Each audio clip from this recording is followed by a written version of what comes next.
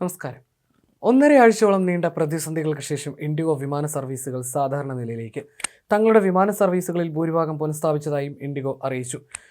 1650-ലേറെ വിമാന സർവീസുകൾ നടത്തുമെന്നും ഇൻഡിഗോ അറിയിച്ചിരുന്നു. അതേസമയം യാത്രക്കാർക്ക് തിരികെ നൽകാനുള്ള 610 കോടി രൂപയുടെ റീഫണ്ട് ഇൻഡിഗോ എയർലൈൻസ് തിരികെ നൽകി. കേന്ദ്ര സർക്കാർ അന്തിമ നിർദ്ദേശം നൽകിയതോടെയാണ് ഇൻഡിഗോ റീഫണ്ട് നടപടികൾ വേഗത്തിലാക്കിയത്. ഇതുവരെ യാത്രക്കാർക്കാകെ 610 കോടി രൂപയുടെ റീഫണ്ട് അനുവദിച്ചതായും 3000-ഓളം ലഗേജുകൾ ഉടമകൾക്ക് കൈമാറിയതായും വ്യോമയാന മന്ത്രാലയം അറിയിച്ചു. സാധാരണയായി പ്രതിദിനം ഏകദേശം 2300 വിമാനങ്ങൾ സർവീസ് നടന്ന ഇൻഡിഗോ ശനിയാഴ്ച 1500-ലധികം സർവീസുകളാണ് നടത്തിയത്. ഞായറാഴ്ച ഇത് 1650 സർവീസുകളായി ഉയർത്തി. പ്രതിസന്ധി പരിഹരിക്കാനുള്ള നടപടികൾ വേഗത്തിലാക്കിയിട്ടുണ്ട്. വിമാനങ്ങൾ റദ്ദാക്കുന്ന വിവരം നേരത്തെ പ്രഖ്യാപിച്ചതുവഴി യാത്രക്കാർ അനാവശ്യമായി വിമാനത്താവളങ്ങളിൽ എത്തുന്നത് തടയാൻ സഹായിച്ചുവെന്ന് ഇൻഡിഗോ സിഇഒ ചൂണ്ടിക്കാട്ടി. ഡിസംബർ 10 പൂർണ്ണമായി നെറ്റ്വർക്ക് സാധാരണ നിലയിലാകുമെന്നാണ് ഇൻഡിഗോ പ്രതീക്ഷിക്കുന്നത്. വെള്ളിയാഴ്ച 706 വിമാന സർവീസുകൾ മാത്രമാണ് ഇൻഡിഗോയ്ക്ക് നടത്താൻ സാധിച്ചത്. ദിവസവും ഏകദേശം 2300 വിമാന സർവീസുകളാണ് ഇൻഡിഗോയ്ക്കുള്ളത്. ഇൻഡിഗോയുടെ ഓൺ ടൈം പെർഫോമൻസ് ഇന്ന് 75% കമ്പനി പറഞ്ഞു. കഴിഞ്ഞ ദിവസം ഇത് 30%. ഡിസംബർ 15 വരെയുള്ള എല്ലാ ബുക്കിംഗുകളും റദ്ദാക്കുകയോ പുനഃക്രമീകരിക്കുകയോ ചെയ്യുകയാണെങ്കിൽ പൂർണ്ണമായി ഇളവ് നൽകുമെന്ന് കമ്പനി അറിയിച്ചു. റീഫണ്ട് നടപടികളും ബാഗേജ് തിരികെ നൽകാനുള്ള പ്രവർത്തനങ്ങളും പൂർത്തിയാക്കാനായി 24 മണിക്കൂറും ജീവനക്കാർ പ്രവർത്തിക്കുന്നുണ്ടെന്നും ഇൻഡിഗോ വ്യക്തമാക്കി. കഴിഞ്ഞ ഒരാഴ്ചയ്ക്കിടെ ഇൻഡിഗോയുടെ ആയിരക്കണക്കിന് സർവീസുകളാണ് രാജ്യവ്യാപകമായി തടസ്സപ്പെട്ടത്.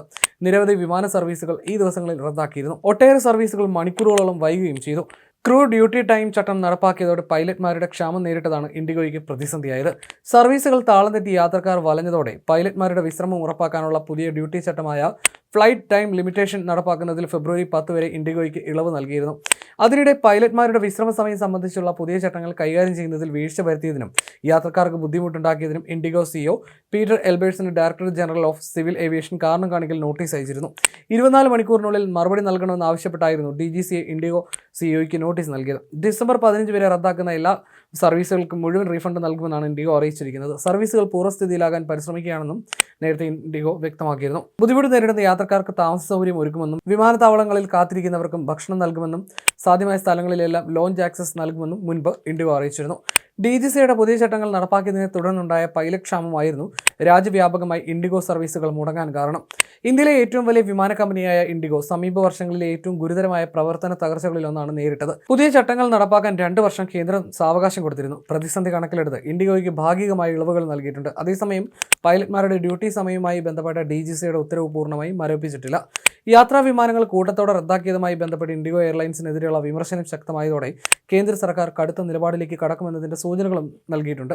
വിമാന കമ്പനിക്കെതിരെ നടപടിക്ക് നീക്കം തുടങ്ങിയ കേന്ദ്രം വിമാന ടിക്കറ്റുകൾക്ക് പരമാവധി വിലപരിധി നിശ്ചയിക്കുകയും ചെയ്തിട്ടുണ്ട്. പ്രതിസന്ധി മുതലെടുത്ത് അമിത നിരക്ക് ഈടാക്കിയ മറ്റ് വിമാന കമ്പനികൾക്കും കേന്ദ്ര വ്യോമയാന മന്ത്രാലയം നോട്ടീസ് നൽകി. ഇൻഡിഗോയുടെ പ്രതിസന്ധി കാരണം വിപണിയിൽ സീറ്റുകളുടെ കുറവുണ്ടായ സാഹചര്യത്തിൽ മറ്റ് എയർലൈനുകൾ ടിക്കറ്റിന് അമിത വില ഈടാക്കുന്നത് ശ്രദ്ധയിൽപ്പെട്ടതോടെയാണ് കേന്ദ്രത്തിന്റെ ഇടപെടൽ.